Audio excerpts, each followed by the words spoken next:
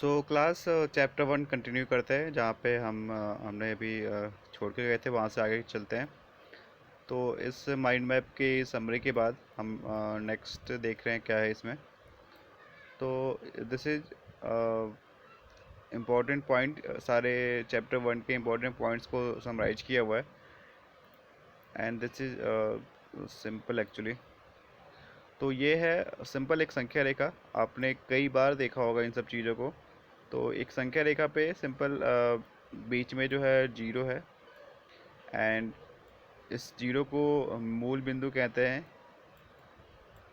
And इस मूल बिंदु यानी कि जीरो के राइट साइड में पॉजिटिव नंबर्स प्लस वाले नंबर होते हैं, और यूजुअली हम प्लस साइन को लिखते नहीं है, तो इसलिए आप यहाँ पे इन सब नंबर में प्लस साइन नहीं देख रहे होंगे। एंड जीरो के लेफ़्ट साइड में यानी कि मूल बिंदु के लेफ़्ट साइड में हम नेगेटिव नंबर लिखते हैं, माइनस वाले नंबर। और यहाँ पे आप सब में देख रहे होंगे -1, -2, -3। और यहीं पे मैं थोड़ा बता दे रहा हूँ कि इसी कॉन्सेप्ट पे हम ग्राफ भी ड्रॉ करते हैं। ग्राफ में सिंपल ऐसे जो लाइन होता है और एक वर्टिकल लाइन होता है, तो वहाँ भी हम ऐसे ही करते हैं। यहाँ पे जीरो कर देंगे और इधर 1, इधर 2, तो इधर -1, -2। और इसी तरीके से ऊपर ऊपर में हम 1 लिखेंगे, 2 लिखेंगे, एंड नीचे में -1, -2। तो ग्राफ पे तो अलग से बताएंगे, मैं बस यहाँ पे हिंट दे रहा हूँ कि जो आप यहाँ संख्या रेखा देख रहे हैं, और तो ऐसे ही बिल्कुल ग्राफ में भी सेम है। एक जो है तो संख्या रेखा जो नीचे बना वो हो गया एक्स एक्सिस, और जो वर्टिकल लाइन हो गया, जो ये खड़ी लाइन हो गई, वो हो गया वाई एक्सिस। तो संख्या रेखा और जो ग्राफ पे हम ड्रॉ करेंगे वो बिल्कुल मैच करते हैं, इसलिए मैंने अभी बता दिया ताकि आप रिलेट करके याद रखो। और ये हो गया वाई एक्सिस। तो ये जो संख्या रेखा है यही हम आगे जाके हम इसको ग्राफ में एक्स एक्सिस के फॉर्म में देखेंगे। ठीक है। तो नेक्स्ट पॉइंट है जो मैंने बताया था, वही सारी चीज़ लिखा है कि 1, 2, 3 इन्फिनिटी तक जो जाएगा तो वो हो गई प्राकृतिक संख्या है, और इन्हें हम एन से डिनोट करते हैं। ठीक है। तो प्राकृतिक संख्या को हम एन से ऐसे लिखते हैं, और हम ब्रैकेट में ऐसे लिख सकते हैं 1, 2, 3 एंड डॉट डॉट इन्फिनिटी तक। तो ऐसे ही है। नेक्स्ट हमने 1, 2, 3 और उसमें जीरो इंक्लूड कर दिया, तो वो हो गई पूर्ण संख्या है, होल नंबर, W4 होल। ठीक है, होल नंबर। एंड नेक्स्ट है 0, 1, 2, 3 मतलब होल नंबर में हमने पूर्ण संख्या में -1, -2, -3 नेगेटिव वाले नंबर मिक्स कर दिए, तो उन्हें हम पूर्णांक बोल रहे हैं, I4 इंटीजर। ठीक है। जेड भी एक सिंबल है, जेड किसी और लैंग्वेज से लिया गया है, समथिंग ग्रीक और फ्रेंच कहीं से लिया गया, तो ये जेड भी एक सिंबल होता है। और आई आई इसका सिंपल इंग्लिश फॉर्म है, पूर्णांक का इंग्लिश हो गया इंटीजर। नेक्स्ट है प्राकृतिक संख्या, पूर्ण संख्या, पूर्णांक हो गया। उसके बाद है परिमेय संख्या, और फिर हम देखेंगे अपरिमेय संख्या। तो परिमेय संख्या को यहाँ पे 3 तरीके से पहचानने का तरीका बताया गया है। और परिमेय संख्या और अपरिमेय संख्या में इन सब में रिलेशन है थोड़ा, तो अभी यहीं पर समझ लेंगे, वापस फिर से समझाया जाएगा। तो एक तो सिंपल से इसका डेफिनेशन होता है कि P/Q के फॉर्म में लिखा हो। ठीक है। और P/Q के फॉर्म में लिखा है तो वो एक परिमेय संख्या होगा। लेकिन साथ ही साथ क्या है कि P और Q मतलब ऊपर वाला हर और नीचे वाला, ऊपर वाला अंश और नीचे वाला हर, तो अंश और हर जो होगा, नॉमिनेटर और डिनोमिनेटर जो होगा, वो एक इंटीजर होना चाहिए। ठीक है। अब इंटीजर के अलावा कौन सा नंबर होता है वो अभी आगे देखेंगे। तो अभी के लिए आप याद रखें जो भी नंबर 3/5 है, 5/3 है, 6/9 है, तो ये सारे के सारे क्या है, एक परिमेय संख्या है। ठीक है। तो आगे कई बार होगा कि जैसे अगर आप देखेंगे कि बटे में है, उसके बावजूद भी वो परिमेय संख्या नहीं होगा, वो आगे हम देखेंगे किस तरीके से। तो परिमेय संख्या का एक सिंपल से पहचाने का तरीका अभी क्या है कि वो बटे में मतलब P/Q के फॉर्म में होगा। ठीक है। कई बार बटे के फॉर्म में होने के बावजूद वो परिमेय संख्या नहीं कहलाएगा, वो हम आगे देखेंगे।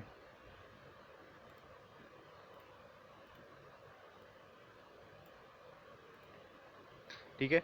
अब परिमेय संख्या का एक और पहचानने का तरीका होता है कि परिमेय संख्या जरूरी नहीं कि हमेशा बटे में ही हो, वो दूसरे फॉर्म में भी हो सकता है। कि जैसे हमारे पास अगर 4 है तो क्या 4 एक परिमेय संख्या है? तो 4 एक परिमेय संख्या है क्योंकि ये 4 बाई हम 1 लिख सकते हैं, और 4 बाई 1 का मतलब भी 4 ही होता है। 4 को 1 से डिवाइड करें तो 4 आएगा, तो 4 को हम लिख सकते हैं 4 बाई 1। अब ये आप देख पा रहे हैं कि ये P बटे Q के फॉर्म में है, मतलब बटे के फॉर्म में आ गया। तो ये भी एक, हम 4 को परिमेय संख्या बोलेंगे। ठीक है, जो एक सिंपल कोई सा भी नंबर है, 10 हो गया, तो 10 भी एक परिमेय संख्या है। और क्या है, तो जितने भी डेसिमल पर दशमलव वाले नंबर हैं, जैसे यहाँ लिखा है 0.4, 0.6, तो ये भी एक परिमेय संख्या है। तो मैं थोड़ा अभी ऊपर ले जाके फिर से बता दूं कि ये जितने भी आपने नंबर देखे हैं, प्राकृतिक संख्या, पूर्ण संख्या, पूर्णांक, ये सभी के सभी अपने आप में एक परिमेय संख्या हैं। और दशमलव वाले नंबर जो इस तरीके से होते हैं वो भी एक परिमेय संख्या है। ठीक है, अब है उसके बाद एक दशमलव प्रसार होता है। जैसे आपने इस तरह के नंबर देखे हैं, तो इस तरह के नंबर भी परिमेय संख्या होंगे। कब होंगे? जब उसके जो, या तो ऊपर में ऐसे बार लगा होगा, लाइन लाइन ड्रॉ होगा ऊपर में, तो वो एक परिमेय संख्या होगा ही होगा। ठीक है,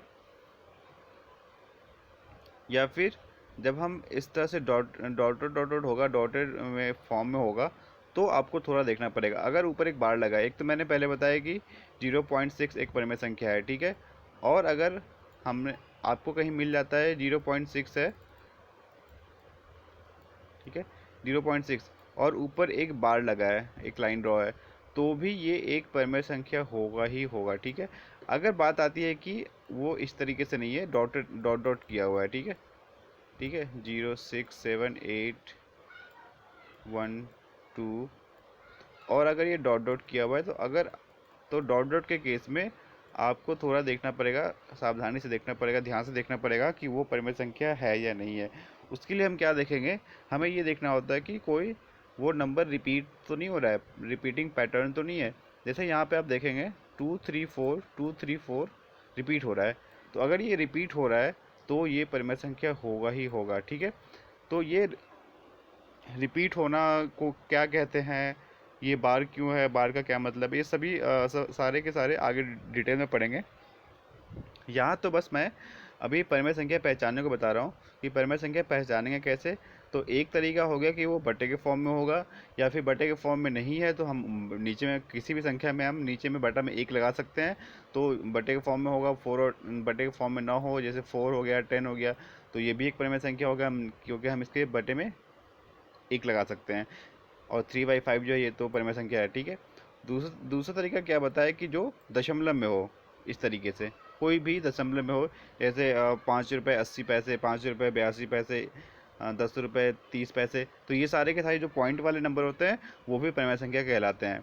तीसरा पहचानने का तरीका क्या बताया, या तो ऊपर बार लगाओ, जैसे यहाँ पे मैंने एक बार लगा दिया ये वाला, तो अगर ऊपर बार लगा है तो वो परिमेय संख्या होगा ही होगा।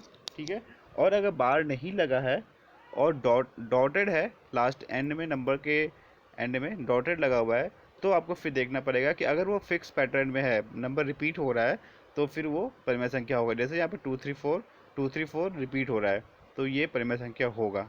ठीक है, अब दूसरी इसका जो परिमेय संख्या नहीं है, जो मैंने तीन तरीके से पहचाने बताया, 3 या 4 तरीके से पहचाना बताया, तो इस तरीके से अगर कोई परिमेय संख्या नहीं है तो जो बच गया वो अपरिमेय संख्या हो गया, मतलब परिमेय नहीं है तो वो अपरिमेय होगा। तो आप किसी भी तरीके से अपरिमेय को पहचान सकते हैं। तो ये एक डेफिनेशन वाली बात है कि जो P बटे Q में नहीं लिखा हो वो क्या है, अपरिमेय संख्या है। तो इसमें हम हमेशा यही देखेंगे कि जो परिमेय नहीं है तो हम उसको अपरिमेय मान लेंगे, या फिर इसको आगे ऐसे भी सिंपल देख सकते हैं कि जो अपरिमेय होगा वो परिमेय नहीं होगा। ठीक है, तो कोई संख्या या तो परिमेय होगी या अपरिमेय होगी, दोनों नहीं हो सकता। परिमेय होगा तो अपरिमेय नहीं होगा, और अपरिमेय होगा तो परिमेय नहीं होगा। तो अपरिमेय पहचानने का एक तरीका है यहाँ पे कि वो अगर डॉटेड फॉर्म में है तो डॉटेड फॉर्म में है तो ज़रूरी नहीं कि वो परिमेय या अपरिमेय हो, हम पहचानेंगे। डॉटेड फॉर्म में देखो यहाँ पे कोई पैटर्न नहीं है, कोई भी पैटर्न नहीं है। यहाँ पे 1 0 है, उसके बाद 1 के बाद डबल 0 है, फिर 1 के बाद ट्रिपल 0 आ गया। तो कोई रिपीटिंग पैटर्न नहीं है, कुछ भी रिपीट नहीं हो रहा है इस तरीके से, कुछ भी रिपीट नहीं है यहाँ पे। ठीक है, तो रिपीट यहाँ पे कुछ भी नहीं हो रहा है, तो वो हम क्या पहचान लेंगे कि वो एक अपरिमेय संख्या है, अपरिमेय संख्या। ठीक है, तो परिमेय और अपरिमेय में पहचानने में थोड़ा सा यहाँ पे ये डिफरेंस है। जब भी हम ये डॉटेड किसी नंबर के लास्ट में डॉट डॉट डॉट दिया हुआ है, डॉटेड से एंडिंग है, तो हम ये देखेंगे कि कोई जो रिपीटिंग पैटर्न है, यानी कोई नंबर रिपीट हो रहा है बार बार, तो कोई पैटर्न रिपीट हो रहा है तो वो परिमेय होगा, और पैटर्न रिपीट नहीं हो रहा है तो वो अपरिमेय हो गया। अब इन सबको कुछ ना कुछ टर्म्स दिया गया है, जैसे यहाँ पे लिखा हुआ है अशांत, अनावर्ती, और ऊपर ये और भी चीज़ें हैं। तो ये सारा आगे पढ़ेंगे अच्छे से डिटेल में। तो अभी यहाँ पे हम केवल परिमेय संख्या और अपरिमेय संख्या को पहचानने का तरीका बता रहे हैं। ठीक है, अभी उसके पहले मैंने ये बताया था कि परिमेय अपरिमेय सबको मिला दो तो वो सारे के सारे वास्तविक संख्या कहलाते हैं। जो माइंड मैप में दिया हुआ था वही बिल्कुल यहाँ पे सेम चीज़ लिखी हुई है कि रियल नंबर, वास्तविक संख्या इंग्लिश हो गया रियल नंबर। तो जो भी आप परिमेय या अपरिमेय जो भी नंबर आप अब तक आपने जो भी सीखा होगा 6, 7, 8, 9th क्लास जो भी है, वो सभी संख्याएं वास्तविक संख्याएं में आती हैं। ठीक है, अब एक छोटा सा पॉइंट है कि दो परिमेय संख्याओं के बीच में असंख्य परिमेय संख्याएं होती है। कह रहे हैं मतलब कि जो आपने नंबर, जैसे कि नंबर इन्फिनिटी तक होते हैं, 1 2 3 4 5 बिल्कुल इन्फिनिटी होता है, उसका कोई एंड नहीं है। 1 से स्टार्ट करो, 2 3 4 5 6 से लाख करो, जहाँ भी तक भी जाता है, तो वो उसका कोई अंत नहीं है। तो उसी तरीके से दो संख्याओं के बीच में भी कोई अंत नहीं होता। ठीक है, वो परिमेय संख्या कह लो, अपरिमेय संख्या कह लो, तो उनके बीच में जो संख्याएं होती हैं, अपरिमेय हो परिमेय हो, उसका कोई अंत नहीं है।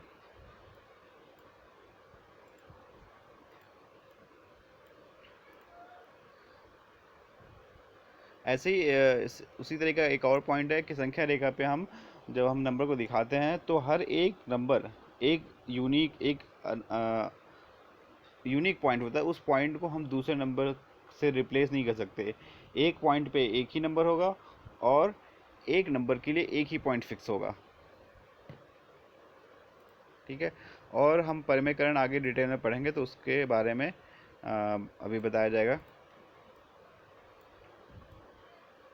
ठीक है, तो परिमेयकरण का जो डेफिनेशन ये कहता है कि परिमेयकरण में हमें करना क्या होता है कि जैसे मैंने बताया कि परिमेय संख्या का जो एग्जांपल है बटन में होगा तो वो परिमेय संख्या होगा। अगर हमने लिखा 3/5 तो 3/5 एक परिमेय संख्या है। ठीक है, क्योंकि आपने सिंपल देख लिया बटा में, लेकिन रूल ये कहता है कि बटा के ऊपर यानी कि अंश, और बटा के नीचे यानी कि हर, ये दोनों एक सिंपल नंबर होना चाहिए। मतलब कहने का मतलब जो आप अपना इंटीजर देखा था, पूर्णांक देखा था, वैसे नंबर होने चाहिए।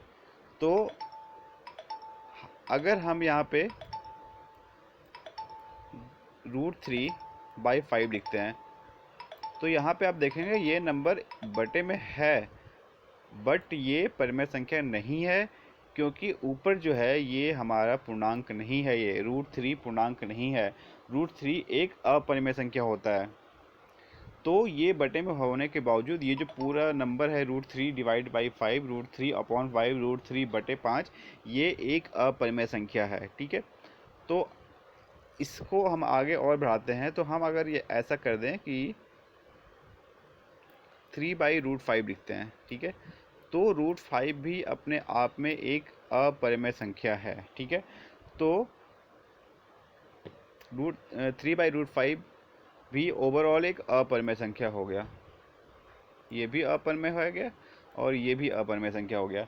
तो परिमेयकरण का ये मतलब होता है कि हमें क्या करना होता है, जो हर यानी बटा के नीचे है, नीचे वाले को हमें फाइनली परिमेय बनाना होता है। नीचे हम अपरिमेय नहीं छोड़ सकते कि किसी कैलकुलेशन के पर्पज़ से, किसी आगे कोई आउटपुट लाने में, कोई रिजल्ट लाने में, हम जब भी एक बात करते हैं तो नीचे में हम परिमेय संख्या ही रखेंगे, अपरिमेय नहीं छोड़ सकते। तो इसीलिए हम पढ़ते हैं कि हर का परिमेयकरण कैसे करें। अगर किसी क्वेश्चन का आंसर इस तरीके से आता है 3/√5, तो वो एक तरीके से कहीं ना कहीं इनकम्प्लीट आंसर माना जाएगा, वो आंसर जो है कंप्लीट नहीं है। तो ऐसे संख्याओं को हम आगे क्या करेंगे, हम उसका परिमयकरण करेंगे। मतलब कि नीचे जो अपरिमेय संख्या है वो अपरिमेय संख्या नहीं होना चाहिए। किसी न किसी तरीके से आप प्लस माइनस गुणा भाग जैसे जोड़ तोड़ करके नीचे परिमेय संख्या ही रखें। तो इसी को बोलते हैं परिमयकरण। हर का परिमयकरण मतलब हर को आप परिमय बनाएं।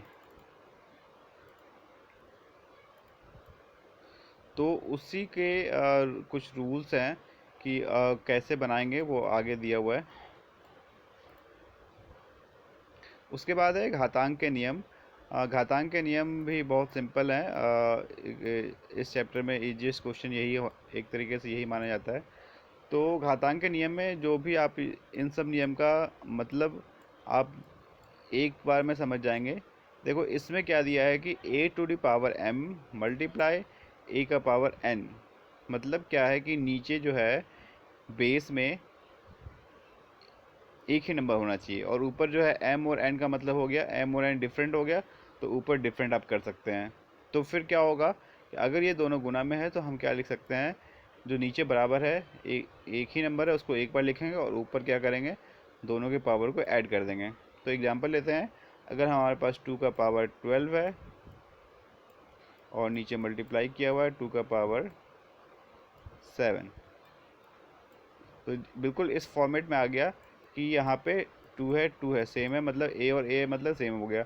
ऊपर m और n है 12 + 7, तो ये क्या आ जाएगा, हम क्या लिख सकते हैं 2 और ऊपर क्या है m + n मतलब 12 + 7। तो ये आ जाएगा आंसर इसका 2 का पावर 19। तो ये इसका आंसर है और ये बहुत ही सिंपल होता है।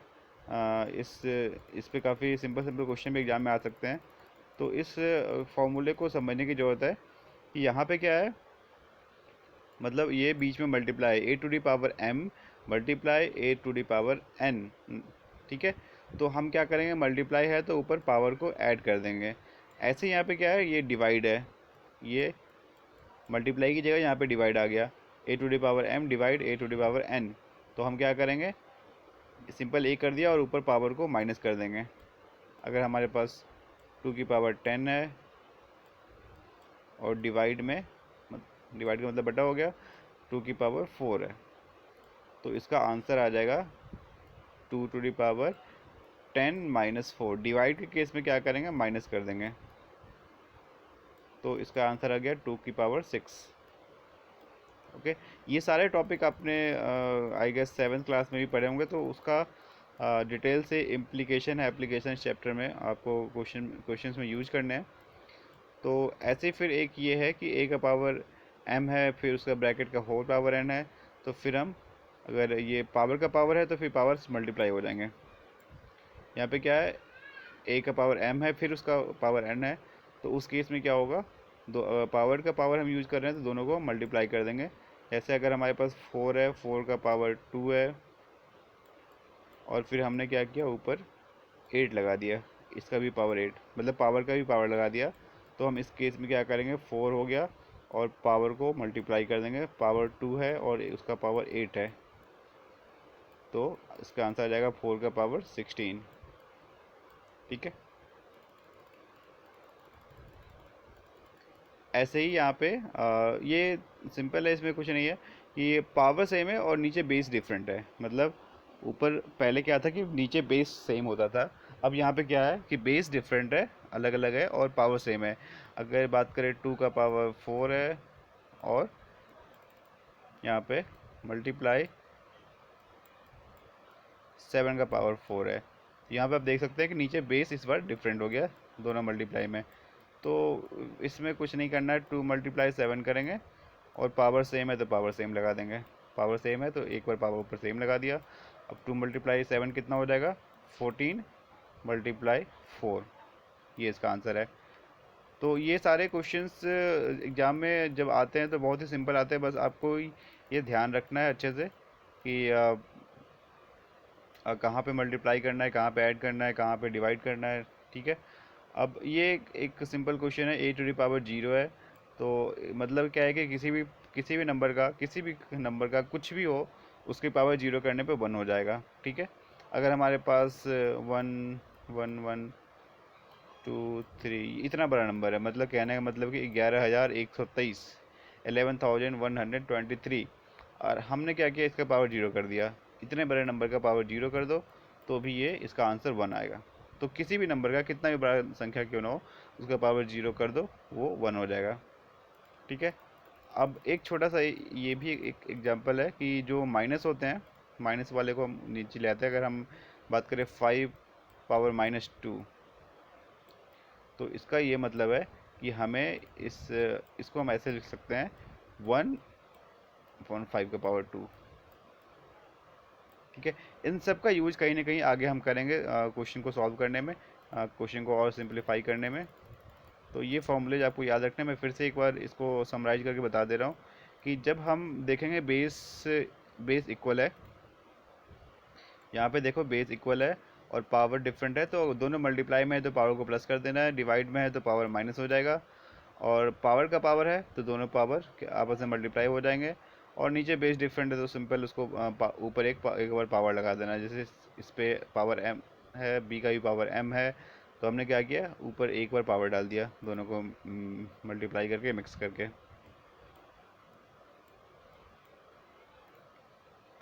और ये कुछ फॉर्मूलेज हैं, एक मैं एग्जांपल से बता देता हूँ। इस सिंपल फार्मूले का ये मतलब होता है कि अगर हमने लिखा है 2,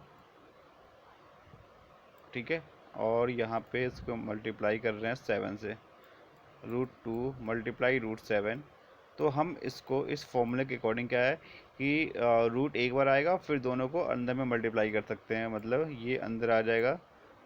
रूट दो बार था, हमने रूट एक बार लिखा और ये हम इसको अंदर ले गए, तो ये क्या हो जाएगा, √14। तो इन सारे जो फॉर्मूलेज हैं, इसको सिंपल याद रखना है और याद करके जो भी वैल्यूज है उसके अकॉर्डिंग पुट करना है।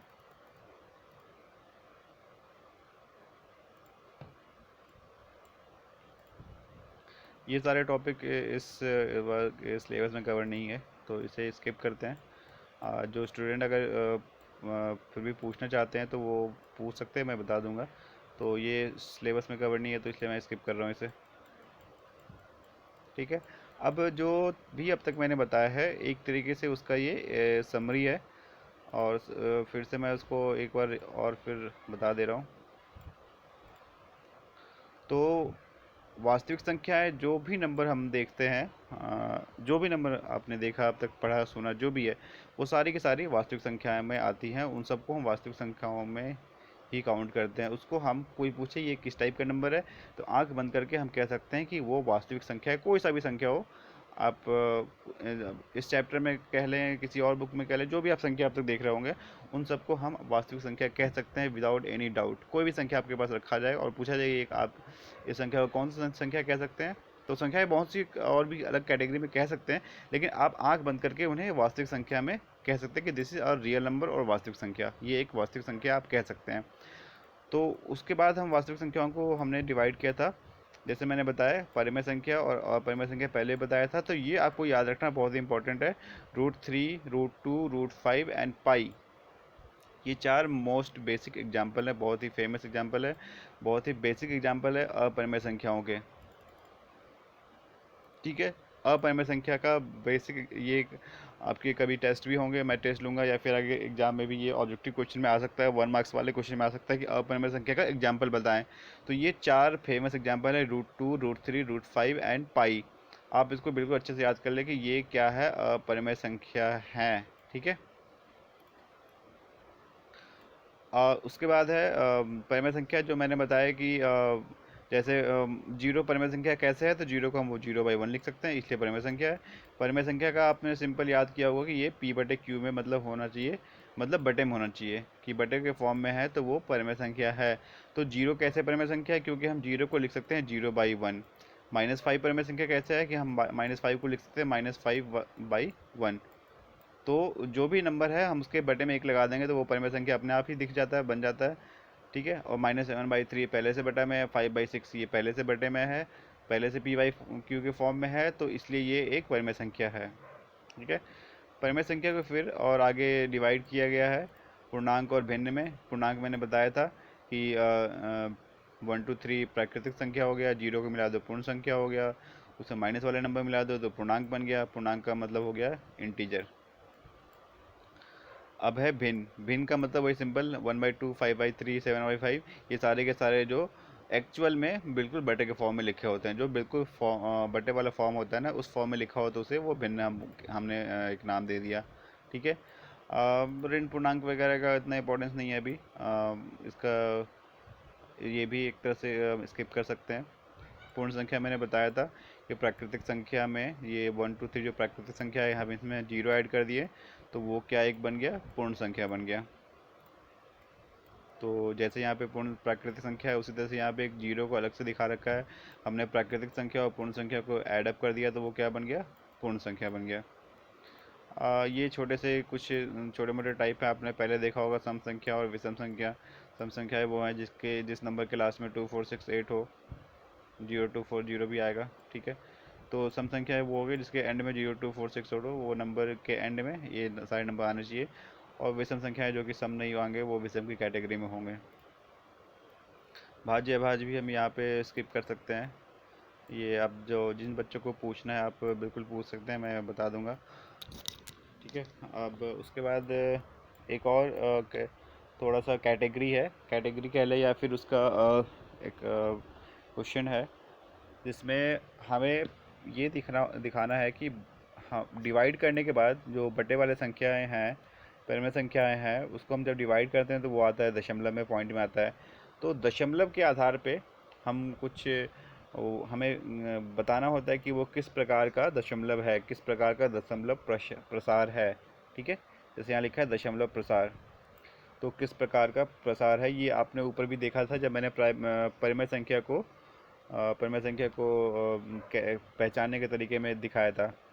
तो 3 प्रकार के हैं। तो जो आपने सिंपल नंबर देखा होगा अब तक, जैसे 40 पैसे हो गए, 20 पैसे हो गए, तो हम उन्हें क्या लिखते हैं, अगर हमें लिखना है कि 45 पैसे तो हम 0.45 लिखते हैं। तो जो भी इस तरीके का नंबर है, सिंपल आपने पॉइंट के बाद देखा होगा 4 4 5 6 0 1। ठीक है।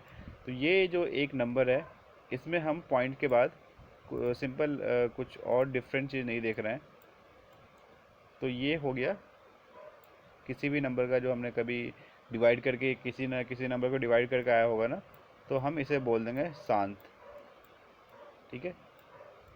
तो ये लिखा है शांत दशमलव प्रसार, जो बिल्कुल शांत हो, कहने का मतलब कि उसके 4 5 6 0 1 आ गया, उसके बाद आगे पीछे कुछ नहीं आ रहा है, जो भी है वो बिल्कुल डिवाइड होकर स्टॉप हो गया है, शांत हो गया है, स्टॉप हो गया मतलब डिवाइड हो गए। तो ये हो गया शांत। अब है दूसरा अशांत। अशांत में ये दो कैटेगरी आ गई।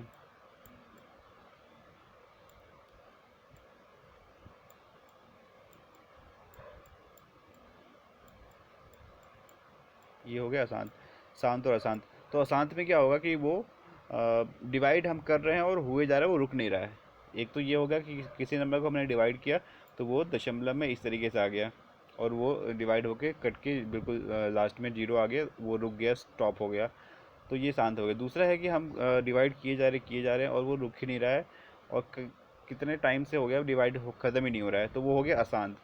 तो उसी अशांत में भी दो कैटेगरी है कि अगर वो डिवाइड करने पे बार बार एक ही नंबर रिपीट हो रहा है। जैसे हमने 10 को 3 से डिवाइड किया, 10 को 3 से डिवाइड करने पे वो पॉइंट के बाद 3 आता ही रहेगा, वो रुकेगा ही नहीं। ठीक है।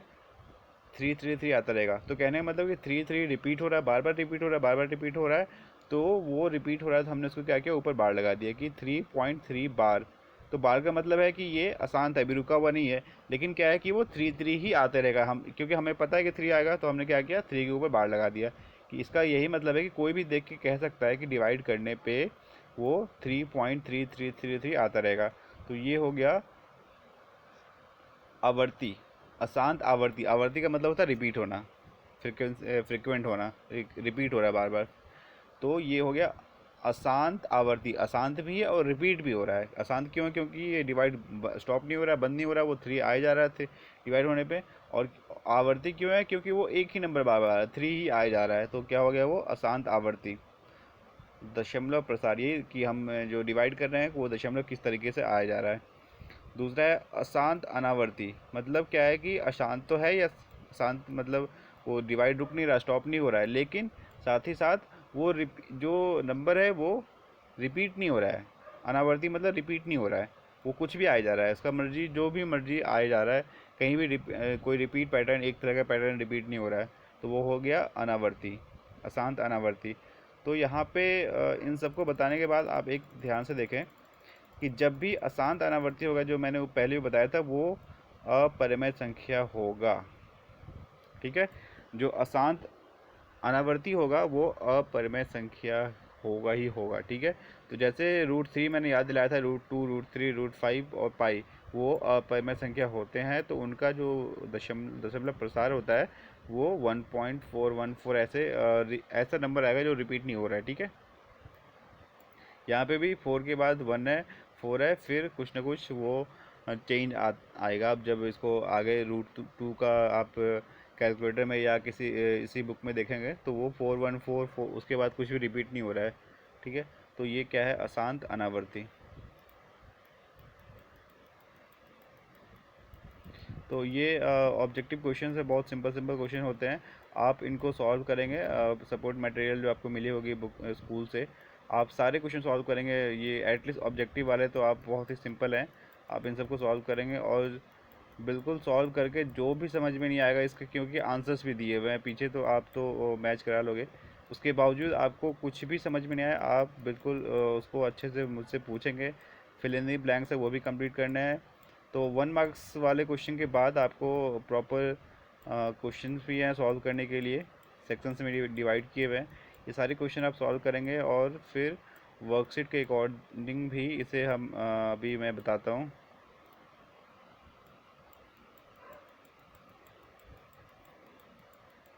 तो हम 1 बाय 1 वर्कशीट भी देख लेते हैं, वर्कशीट में कौन कौन सी वर्कशीट कवर है इस चैप्टर 1 में। तो वर्कशीट देखने से ये आइडिया हो जाएगा कि हमने सिंपल में चैप्टर 1 सिंपलेस्ट तरीके से चैप्टर 1 कितना कवर कर लिया है, कितना हम समझ पाए हैं अब तक। तो चैप्टर 1 में आई गेस 6 वर्कशीट हैं, हम 6 वर्कशीट को 1 बाय 1 अभी देखेंगे।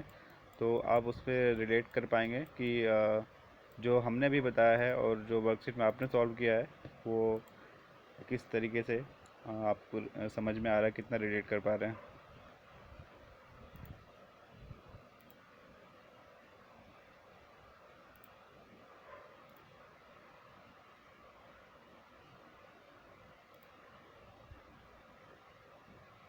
ठीक है, ये वर्कशीट 1 है जो आपको बिल्कुल ये खुद से पढ़ना था, खुद से समझना भी था, और इस तरीके से ही इस वर्कशीट को डिज़ाइन किया हुआ है कि बच्चा कोशिश करे तो इन जितने वर्ड्स हैं, जितनी चीज़ें बताई गई हैं, आप खुद भी समझ सकते हैं उसे। ठीक है, तो इसके जो मैंने बातें बताई हैं वही सारी चीज़ें लिखी हैं, तो इसके क्वेश्चंस पे ही देख लेते हैं। तो ये क्वेश्चन था 10/3 और 7/4, दो क्वेश्चन है इसके। दशमलव प्रसार का सिंपल मतलब है कि जो उसको डिवाइड करना, डिवाइड करके आप दशमलव में लाइए कितना आंसर आ रहा है।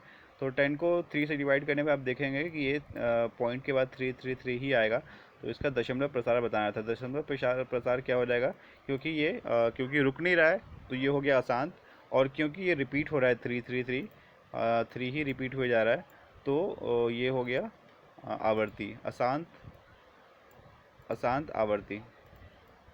ठीक है, अशांत आवर्ती प्रसार। नेक्स्ट है 7 को 4 से डिवाइड किया हमने, तो ये देखें बिल्कुल यहाँ पे 0 आ गया, 0 आ गया मतलब रुक गया, 0 आ गया मतलब रुक गया, तो ये क्या हो गया, शांत हो गया, क्योंकि ये डिवीज़न जो है, ये जो हमने डिवाइड किया, ये 0 आ गया मतलब रुक गया, तो ये हो गया शांत। और तो शांत प्रसार ये कहलाएगा। फिर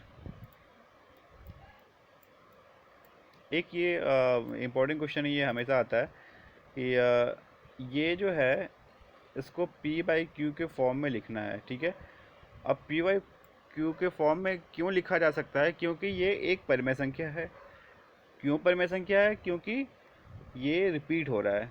हम इसको क्या लिख सकते हैं, 0.7 बार, ये एक परिमेय संख्या है।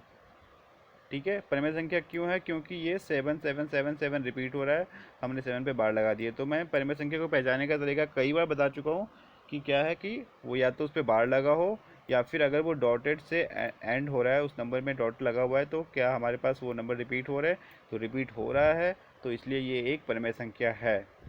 तो मैंने क्वेश्चन इसलिए पूछा था कि पी वाई क्यू के फॉर्म में क्यों लिख सकते हैं? इसलिए लिख सकते हैं क्योंकि ये एक परिमेय संख्या है। अगर ये कोई भी नंबर जो है परिमेय संख्या है, तो वो पी वाई क्यू के रूप में के फॉर्म में लिखा जा सकता है। जैसे एक सिंपल सा एग्जांपल, हमारे पास 25 है, तो 25 एक परिमेय संख्या है। तो 25 एक परिमेय संख्या है, तो इसको परिमेय संख्या के रूप में लिख सकते हैं। कैसे लिख सकते हैं? 25/1। ठीक है, तो ये एक पी बाई क्यू में हमने ले आया। तो इसी तरीके से हमें इसका भी 0.777 जो है, इसको हमें पी बाई क्यू के फॉर्म में लाना है। तो ये इस तरह के क्वेश्चन सॉल्व करने का एक तरीका है। थोड़ा सा याद रखना है आपको कि यहाँ पे हम ये देखेंगे कि जो रिपीट हो रहा है वो क्या रिपीट हो रहा है? 7 रिपीट हो रहा है। ठीक है, हम एक साइड में कहीं लिख के सोचेंगे कि क्या रिपीट हो रहा है? 7 रिपीट हो रहा है। तो जो रिपीट हो रहा है, हमें 1 पे उतने जीरो से मल्टीप्लाई करना है। मतलब 7 रिपीट हो रहा है तो 10 से मल्टीप्लाई करना है दोनों साइड। अगर कहीं ये 23 रिपीट हो रहा होता, ठीक है, अगर ये 23 रिपीट हो रहा होता, तो हम क्या करते? 100 से मल्टीप्लाई करते।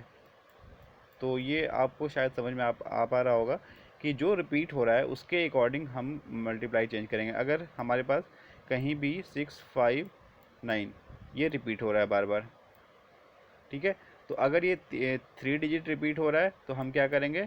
1000 से मल्टीप्लाई करेंगे दोनों साइड। ठीक है, तो यहाँ पे क्या है? 7 रिपीट हो रहा है, मतलब हम 10 से मल्टीप्लाई करेंगे, और उसके बाद ये सिंपल इक्वेशन बन जाएगा। और आपने अगर 7th क्लास में अच्छे से इक्वेशन सॉल्व किया होगा तो बिल्कुल ही ईजिली सॉल्व हो जाएगा। हमने दोनों साइड 10 से मल्टीप्लाई किया और सिंपल 10x हो गया, और जो है 10 से मल्टीप्लाई करने का ये वाला पॉइंट जो है यहाँ पे आ गया, इसके बीच में ये पॉइंट आ गया। अब यहाँ पे 37 बचा, और इसको हम इस तरीके से लिखेंगे कि हमने यहाँ पे x एज्यूम किया था ना, तो ऐसा हम लाने की कोशिश करेंगे, और ये यहाँ पे हम इसे x लिख देंगे। ये जो है ये x आ गया, क्योंकि इसको हम यहाँ पे इस तरीके से ये इसलिए ले आए हैं क्योंकि ये 0.7 जो है हम कितनी बार भी लिख सकते हैं। तो थ्री टाइम्स हमने फिर 4 टाइम्स लिख दिया, बात एक ही है, और फिर ये x के फॉर्म में आ गया। तो इस तरीके से सॉल्व करके जब हम पहुँचेंगे तो ये आ जाएगा 7/9, और हमने क्या x को वही माना था, ये 0.777। तो ये एक इसका पी बाई क्यू के फॉर्म में हमने रिप्रेजेंट कर दिया। ठीक है, ये एक परिमेय संख्या था जो कि अशांत आवर्ती है इसका प्रसार, तो हमने इसको एक परिमेय संख्या के फॉर्म में ले आए, पी वाई क्यू के फॉर्म में ले आए। ठीक है, तो ये वर्कशीट 1 थी। वर्कशीट 2 चेक करते हैं।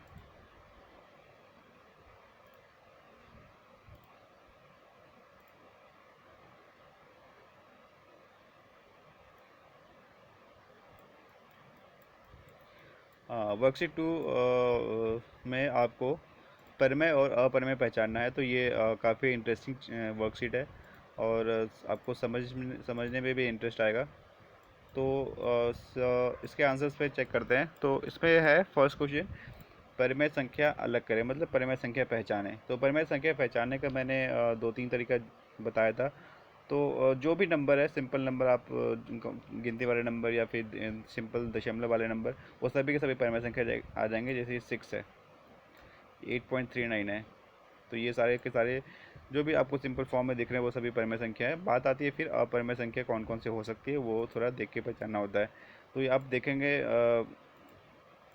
6 है, ये भी सब कहीं भी कुछ भी बार नहीं है, कोई डॉट भी नहीं है, तो ये सभी के सभी परिमेय संख्या हो गए। तो परिमेय संख्या पहचानने में सबसे पहले हमें ये देखना है कि वो डॉट वगैरह तो नहीं है, या फिर कोई बार तो नहीं लगा है, या रूट तो नहीं है। तो सबसे पहले हमने सारे सिंपल संख्या जो होते हैं वो हमने फाइंड आउट कर लिए। अब है उसके बाद इसमें अपरिमेय कौन से हो जाएंगे। तो अपरिमेय कौन से हो जाएंगे, देखो इस वाले क्वेश्चन में कुछ भी रिपीट नहीं हो रहा है, 2 3 0 9 5 1 7 9 कुछ भी रिपीट नहीं हो रहा है, ठीक है। एक रिपीटिंग पैटर्न नहीं है, 2 के बाद 3 है, 3 के बाद 0 है, 0 के बाद 9 है। यहाँ पे 3 आया है लेकिन कुछ भी रिपीट नहीं हो रहा है। यहाँ पे 3 से पहले 2 था, यहाँ 3 से पहले 9 है, तो एक रिपीटिंग पैटर्न कुछ भी नहीं है, तो ये एक अपरिमेय हो गया, ठीक है।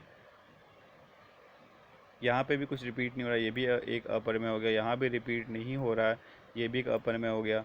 √5 अपरिमेय होता है, √2 अपरिमेय होता है, ये आपको याद रखना है। √2 √5 √7 ये सभी के सभी अपरिमेय हैं, ठीक है। तो इन्हीं क्वेश्चन में सेकंड नेक्स्ट क्वेश्चन था अपरिमेय। तो √11 भी अपरिमेय होता है। ये अपरिमेय कैसा है, क्योंकि यहाँ भी कुछ भी रिपीट नहीं हो रहा है, ये भी कुछ रिपीट नहीं हो रहा है, यहाँ भी कुछ रिपीट नहीं हो रहा है। और आपको √2 √5 ये सभी के सभी आपको बाई हमेशा याद रखना चाहिए कि ये √2 √3 √5 √11 ये सभी अपरिमेय संख्या हैं। लेकिन ध्यान रहे, आप ऐसा ना सोचें कि जितने भी रूट में नंबर होते हैं अपरिमेय संख्या होते हैं। √25 एक अपरिमेय संख्या नहीं है। ये इसको सॉल्व करेंगे तो ये 5 आ जाएगा। तो ये जो है अपरिमेय नहीं है, ये क्या है, परिमेय संख्या है। इस चीज़ को आप ये मत समझ लीजिए कि जहाँ पे भी रूट होता है वो अपरिमेय होता है, ऐसा नहीं है। जो प्रॉपर उसका स्क्वायर रूट निकल जाएगा तो वो परिमेय संख्या होगा, ठीक है। अब ये बहुत ही मतलब बचकाना सा क्वेश्चन कह सकते हैं कि वास्तविक संख्या अलग करें। क्योंकि जो भी नंबर मैंने कई बार बताया कि जो भी नंबर आप जिस भी नंबर से आपकी मुलाकात हुई आज तक, जो भी नंबर आपने किसी भी बुक में देखा हो, वो सभी के सभी वास्तविक संख्याएं होती हैं। तो वास्तविक संख्याएं अलग करने का कोई मतलब ही नहीं है। ये सभी के सभी या तो परिमेय है या फिर अपरिमेय है। इसलिए मैंने यहाँ पे पहले से वो लिख दिया था कि ये परिमेय है, ये अपरिमेय है, ये परिमेय है, ये अपरिमेय है। तो या तो वो परिमेय होगा या फिर अपरिमेय होगा। तो हम ओवरऑल सारी संख्याओं को वास्तविक संख्या कह सकते हैं। तो इसलिए वास्तविक संख्या अलग करने का इसमें कोई प्रश्न ही नहीं बनता, कोई क्वेश्चन नहीं बनता कि वास्तविक संख्या को आप अलग करें, क्योंकि सारे के सारे जो हैं वास्तविक संख्याएं हैं, ठीक है। अब एक छोटा सा मैंने इसमें क्या लिखा हुआ है, देखो। ये एक परिमेय संख्या क्यों है, क्योंकि 6 7 रिपीट हो रहा है, ठीक है। तो हमने इसको क्या किया, हम इसको इस तरीके से लिख सकते हैं, 6 7 पे बार लगा देंगे। तो ये क्या है, परिमेय संख्या।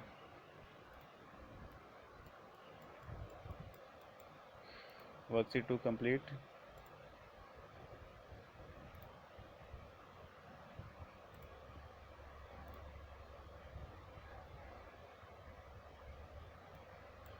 ठीक है। ये है परिमेयकरण। जैसा मैंने बताया था कि परिमेयकरण में हमें हर में मतलब नीचे वाले बटा के नीचे ये ध्यान देना होता है कि वो अपरिमेय संख्या ना हो, ठीक है। तो सबसे सिंपल जो फॉर्म होता है क्वेश्चन का, वो नीचे में रूट में कोई नंबर दे देगा। तो हमें क्या रूट में नंबर दे दिया है, √3 एक अपरिमेय संख्या है। तो इसीलिए इस क्वेश्चन में कहा जाता है कि हर का परिमेयकरण करें, मतलब नीचे वाले को आपको अपरिमेय नहीं छोड़ना है, नीचे वाला परिमेय होना ही चाहिए। तो इसका सिंपल रूल होता है कि नीचे जो भी नंबर है, अगर इस तरह से सिंपल फॉर्म में है तो आपको उसी नंबर से ऊपर नीचे मल्टीप्लाई करना है। जैसे √3 था तो हमने √3 से ऊपर भी मल्टीप्लाई किया, नीचे भी मल्टीप्लाई किया। तो ये √3 ऊपर आ गया और नीचे √3 मल्टीप्लाई √3 ये 3 आ गया। ऐसे ही सिंपल है। √7 है, ऊपर भी √7 से मल्टीप्लाई किया, नीचे भी √7 से मल्टीप्लाई किया, और ये इस तरीके से √7 अपॉन √7 आ गया। अब जैसे इसके नीचे वाले में क्या था, √5 है, तो हमें उस ऊपर वाले से मतलब नहीं देना है। नीचे √5 है तो हमें क्या करना है, √5 से ऊपर और √5 से नीचे दोनों मल्टीप्लाई किया, और ये 2 √5 ये दोनों एक साथ आ गया, 2 √5 और √5 मल्टीप्लाई √5 5 आ गया। तो जैसा मैंने बताया कि नीचे वाले से हमें केवल ये अपरिमेय वाला पोर्शन देखना होता है। तो √2 था तो हमने √2 से ऊपर मल्टीप्लाई किया और नीचे भी मल्टीप्लाई किया, और ये दोनों 2 √2 एक साथ आ गया, और ये 3 का 3 आ गया, और √2 मल्टीप्लाई √2 ये 2 बन गया। तो ये 2 और 2 कट के √2/3 आंसर आ गया।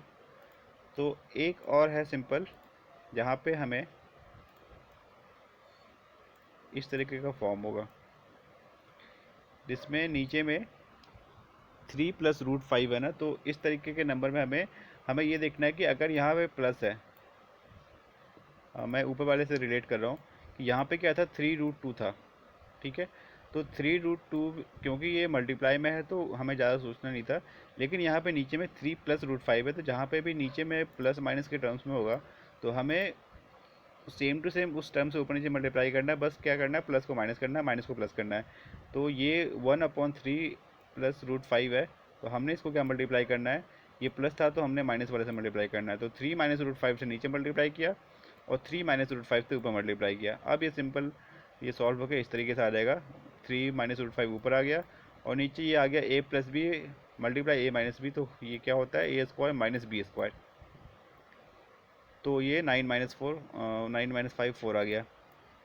इसी तरीके से यहाँ पे एक और देख रहा हूँ कि नीचे देखो बटे के नीचे क्या है, ये जो अपरिमेय संख्या उसके साथ माइनस वाले में प्लस माइनस के फॉर्म में है। तो हमने क्या बताया था, प्लस था तो माइनस, एंड माइनस था तो प्लस होगा। तो माइनस है तो हम क्या करेंगे, प्लस वाले टर्म से मल्टीप्लाई कर देंगे। तो ऊपर 3+√2, नीचे 3+√2। ठीक है, तो ये फाइनली सॉल्व करके a+b और a-b जो मल्टीप्लाई हुआ है ये इस तरीके से आ गया 3+√2/7।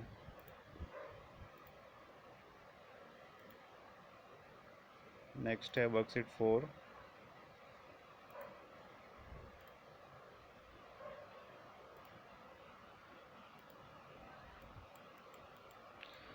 This is also simplest. इसमें अगर आप इस जो कन्वर्सेशन हुई है मीना एंड राजू के बीच में, आप इसको बहुत ही ध्यान से पढ़ेंगे तो इस वर्कशीट को मुझे बताने की ज़रूरत ही नहीं है। बहुत ही सिंपल तरीके से समझाया हुआ है इसमें कि जैसे आप यहाँ पे देखेंगे कि बताओ 3 त्रिभुज और 5 त्रिभुज बनके कितने त्रिभुज होंगे, तो 8 त्रिभुज हो जाएंगे।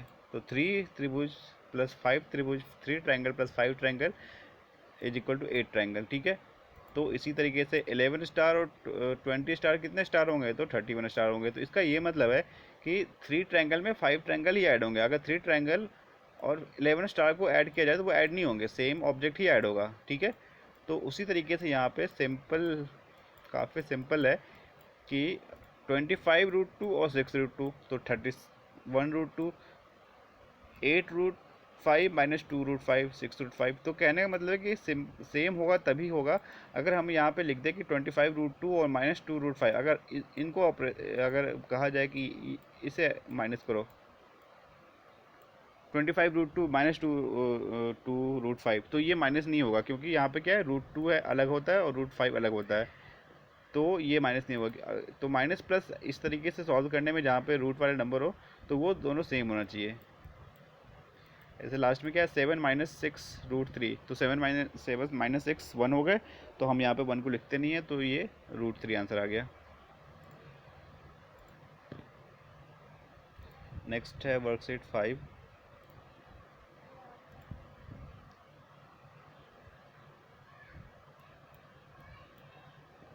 ओके, तो इसमें जो मैंने एक छोटा सा एग्जांपल बताया था उस तरीके से है, एक बात है कि हम्म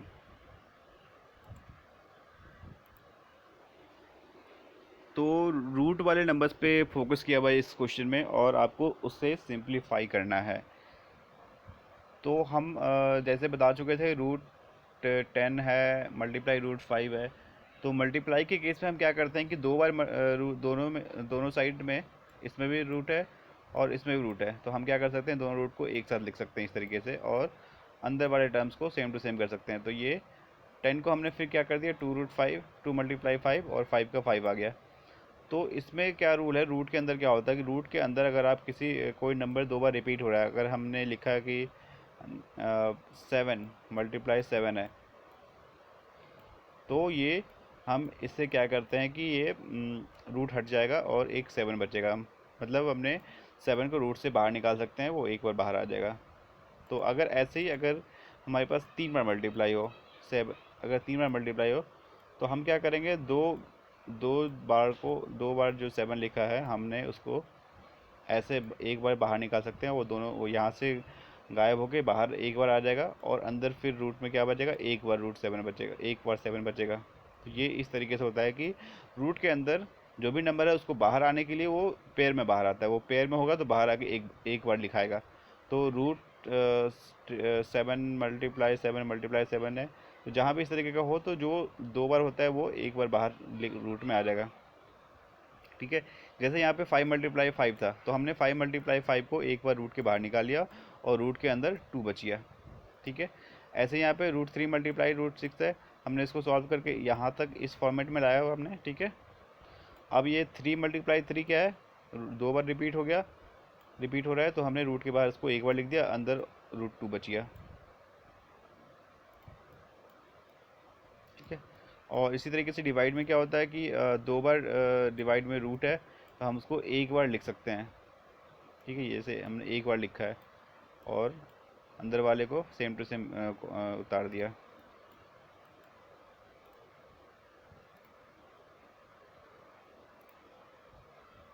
नेक्स्ट है वर्कशीट 6 5, ये तो 5 था, ओके।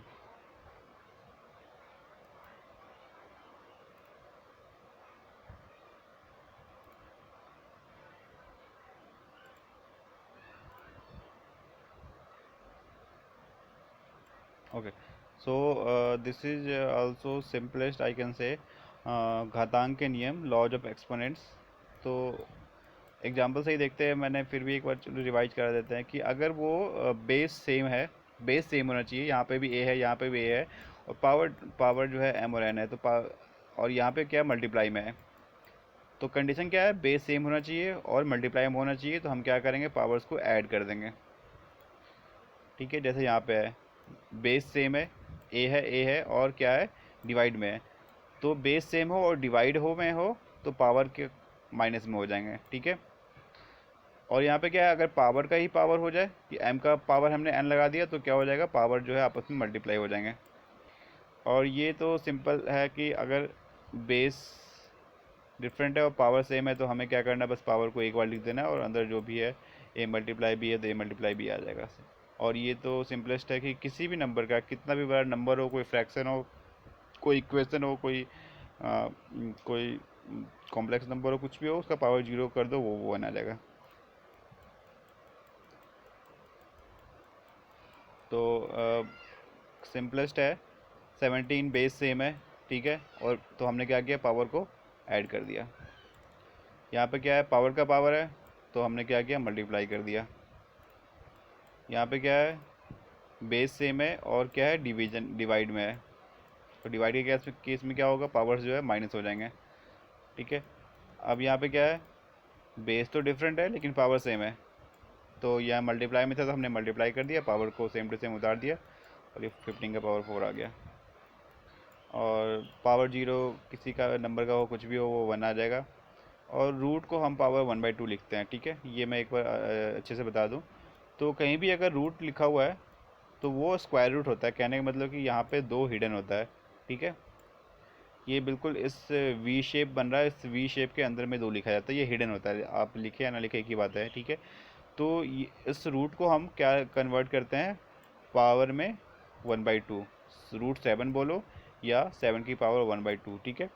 और इसी तरीके से अगर यहाँ पे हमने क्या लिखा है, रूट वी शेप के अंदर 3 लिखा हुआ है, तो इसका क्या मतलब होगा, जो 11 है, वी शेप के अंदर यहाँ 3 लिखा है, तो ये 1/3 आ जाएगा। यहाँ पे 2 हिडन होता है, ये जो है ना, ये 2 हिडन है, यहाँ पे 2 आ गया, ठीक है। अब इसी तरीके का ये है, 5 पे पावर भी है, रूट भी है, तो पावर तो आ गया 3 का 3, और ये जो रूट है वो 1/2, मतलब 2 नीचे आ गया। और ये थोड़े थोड़े से कॉम्प्लेक्स एग्जांपल दिए हुए हैं कि बेस सेम है, ठीक है, अगेन बेस सेम है और मल्टीप्लाई में है, ठीक है। तो बेस सेम है और मल्टीप्लाई में है, तो पावर ऐड हो जाएंगे। इसको हम पावर को सिंपल भिन्न जो रैशनल नंबर्स जो बटे वाला है पावर, उस तरीके से आप सॉल्व करते जाएंगे तो ये इस तरीके से आ जाएगा। और अगेन यहाँ पे बेस सेम है, 5 है और डिवाइड में है, तो हमने क्या किया, पावर्स को माइनस कर दिया, 2/5 और 1/5, इनको हमने पावर को माइनस किया और सिंप्लीफाई करके इस तरीके से आ जाएगा। और नीचे लास्ट में वही सेम क्वेश्चन है, सेम तरीके का क्वेश्चन है, 2 है, 3 है, बेस डिफरेंट है बट पावर सेम है, 1/9 1/9, तो हमने बेस को जैसे था 2 × 3 के फॉर्म में था, 2 × 3 के फॉर्म में लिख दिया और पावर को सेम टू सेम 1/9 कर दिया, और ये 6/6 आ गया। तो इस तरीके से चैप्टर 1 को हम यहाँ कंप्लीट मान रहे हैं। जिस भी बच्चे को जो भी कुछ पूछना हो, आप एनी टाइम पूछ सकते हैं। आप खुद से एटलीस्ट सपोर्ट मटेरियल के ऑब्जेक्टिव क्वेश्चन को सॉल्व करें, खुद से समझने की कोशिश करें। सपोर्ट मटेरियल के क्वेश्चन हो गए या फिर चैप्टर के एक्सरसाइज हो गए, आप सॉल्व करें। और जो भी क्वेश्चन पूछना है मुझसे आप पूछ सकते हैं। वर्कशीट को, मोस्ट इम्पॉर्टेंटली वर्कशीट आप बिल्कुल अच्छे से फाइल में बनाएंगे, फाइल में या फिर कॉपी में, जैसे आप कंटिन्यू कर रहे हैं आप बनाएंगे। और वर्कशीट इज मोस्ट इम्पॉर्टेंट। आपको कहीं ना कहीं इसके इसके मार्क्स बहुत ज़्यादा आगे रोल प्ले करेगा, बहुत ज़्यादा इसके मार्क्स के इंपॉर्टेंस होंगे। तो वर्कशीट बिल्कुल ही अच्छे से बनाएं इसे। फाइल में कम जैसे भी आप चाहे बना सकते हैं। तो वर्कशीट बनाएं, सपोर्ट मटेरियल के क्वेश्चंस बनाए, सपोर्ट मटेरियल के जो माइंड मैप हैं वो काफ़ी अच्छे से आप बना सकते हैं। जो हर चैप्टर के फर्स्ट पेज पे उस चैप्टर का माइंड मैप होता है, आप उसे ड्रॉ कर लें तो भी आप उसको कुछ ना कुछ आपको काफ़ी लंबे टाइम तक याद रहेगा। ठीक है, तो चैप्टर 1 कंप्लीट हो रहा है। यहाँ पे चैप्टर 1 में 6 वर्कशीट थे, 1 to 6। ओके।